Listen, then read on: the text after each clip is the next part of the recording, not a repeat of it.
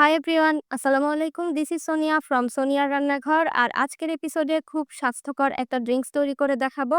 রমজানে ইফতারির পর যাদের শরীরটা ক্লান্ত লাগে, সেহরিতেও শরীরটা ক্লান্ত লাগে এবং তারাবি নামাজ পড়তে গেলে একেবারে ঝিম ধরে যায়, তাদের জন্য আজকের এই হেলদি ড্রিঙ্কস।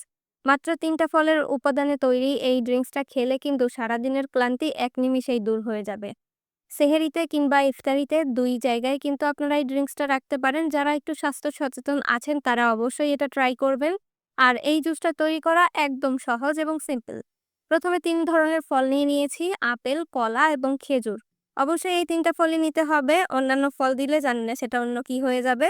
খেজুরের বীজটাকে কিন্তু ফেলে দিতে হবে আর খেজুরটা কিছুক্ষণ আগে ধুয়ে রাখবেন যাতে করে খেজুরটা নরম হয়ে যায়। নরম খেজুর ব্লেন্ড করতে কিন্তু খুব সহজ হয়। এবং আপেলের খোসাটা কিন্তু আমাদের ফেলে দিতে হবে।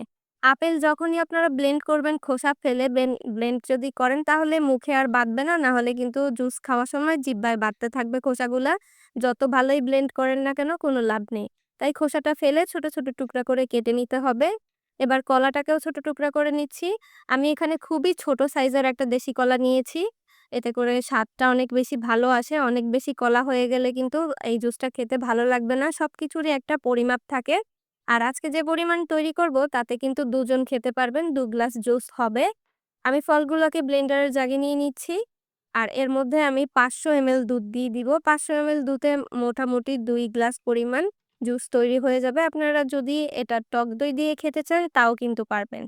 এখানে দিয়ে দিলাম চিনি ২ টেবিল চামচ পরিমাণ। যারা বেশি স্বাস্থ্য সচেতন তারা এখানে মধু ব্যবহার করবেন। আর দিয়ে দিলাম ৫০০ এমএল লিকুইড দুধ। দুধটাকে আগে থেকে জাল করে ফ্রিজে রেখে ঠান্ডা করে নিয়েছি। খুব বেশি ঠান্ডা এখানে ব্যবহার করব না, বরফ কুচিও দিব না। যদি অনেক বেশি গরম থাকে তখন এখানে বরফ কুচিটা ব্যবহার করতে পারেন। ব্লেন্ড করে নিব। একটু থেমে, থেমে পালস দিয়ে ব্লেন্ড করে নিতে হবে ১ থেকে ২ মিনিট। কারণ খেজুরটা যেহেতু ব্লেন্ড হতে একটু টাইম লাগে তাই একটু সময় নিয়ে ব্লেন্ড করে নিব। এরপরে এটাকে গ্লাসে সার্ভ করব। একটু থেমে, থেমে ব্লেন্ড করলে খেজুরটা কিন্তু খুব ভালোভাবে মিশে যাবে জুসের সাথে। না হলে দেখবেন দলা, দলা হয়ে আছে। দেখতে পাবেন এখন কতটুকু এটা থিক নাকি পাতলা। অনেক বেশি পাতলাও না, অনেক বেশি গাঢ়ও না।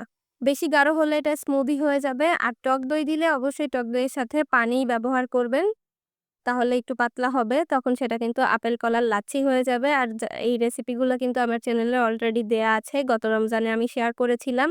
আপনাদের অনেক বেশি ভালো লেগেছে, সাড়া পেয়েছি। তাই আবারও আমি এর ধরনের জুসের রেসিপি আপনাদের সাথে শেয়ার করছি। উপর থেকে একটু গার্নিশ করে দিলাম চকলেট পাউডার দিয়ে। এতে করে দেখতেও ভালো লাগবে আর খেতেও ভালো লাগবে। এই যে হেলথি ড্রিংকসটা কিন্তু আপনারা চাইলে সেহরিতে কিংবা ইফতারিতে খেতে পারেন। সেহরিতে খাবার খাওয়ার পরে এই ড্রিংকসটা খাওয়ার পর দেখবেন সারাদিন শরীরটা অনেক বেশি ফুরফুরে থাকে। কারণ এর মধ্যে যে খেজুর ব্যবহার করেছি, খেজুরের গ্লুকোজ এবং ফ্রুকটোজটা আমাদের শরীরে দীর্ঘক্ষণ কাজ করে এবং অনেক এনার্জেটিক ফিল করায়। তাই অবশ্যই এই রমজানে এরকম হেলথি ড্রিংকস খাওয়ার ট্রাই করবেন। ভাজাপোড়া যতটা এভয়েড করা যায় ততই ভালো। আমি কিন্তু ইফতারির টেবিলে সবসময় এ ধরনের জুস রাখি আর এটা খেতে আমার পরিবারের সবাই অনেক পছন্দ করে। নিশ্চয়ই আপনাদেরও ভালো লাগবে। ভিডিওটি ভালো লাগলে লাইক, কমেন্ট, শেয়ার করতে ভুলবেন না। দেখা হবে আরো মজার, মজার রেসিপি নিয়ে নেক্সট এপিসোডে। ভালো থাকবেন ততক্ষণ সকলে। আসসালামু আলাইকুম।